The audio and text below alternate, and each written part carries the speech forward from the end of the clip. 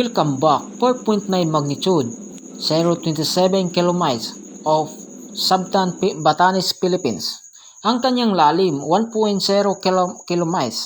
Nangyari ito ngayong August 15, 2021.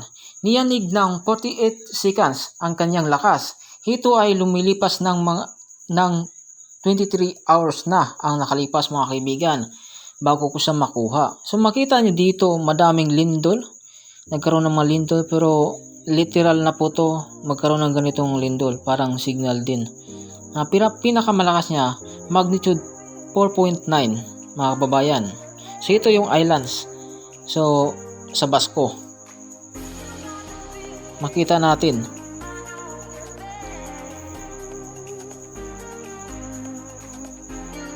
So ito yung pantalan ng Basco. Yung malaki yung pantalan dito. So yung pantalan para papunta sa yung kulay blue, papunta sa Taiwan, no? Siguro mga supply ito po lang galing airport. Taiwan to. Malaki yung mga barko. Malaki pala ang bayan. So airport, Basco Airport. Kaya yung islands na to, no? Para maliit lang pero madami palang nanirahan dito. Japanese tunnel.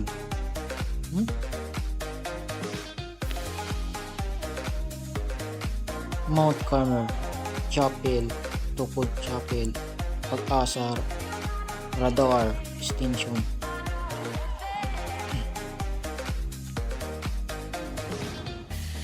Tsaka may mga beach din, mga beach. Ibana, Mahataw, Basco. So ang sunod niyan, ito Sabtan Buhas Islands. Ito yung Buhas Islands. No, kalain mo yung to sa dulo ng Luzon. So ito yung area na lugar ng Batanes Islands, Philippines. So maganda pala ang tanawin dito. Ang ganda. Kahit masabi malit lang islands, pero maganda yung lugar. Makita mo naman, talagang maganda yung isla na to. So dito po yung tumatama ng lindol, magnitude 4.9.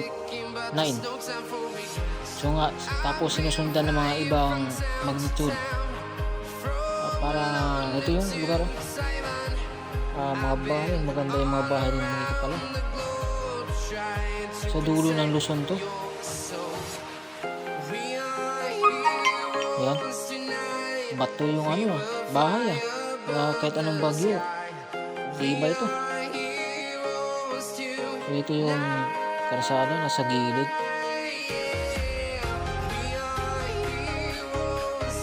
Magandang tanawin, pwede ka tumatalon dyan.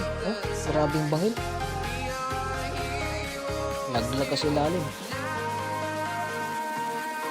Magandang tanawin, dagat talaga yung maharap.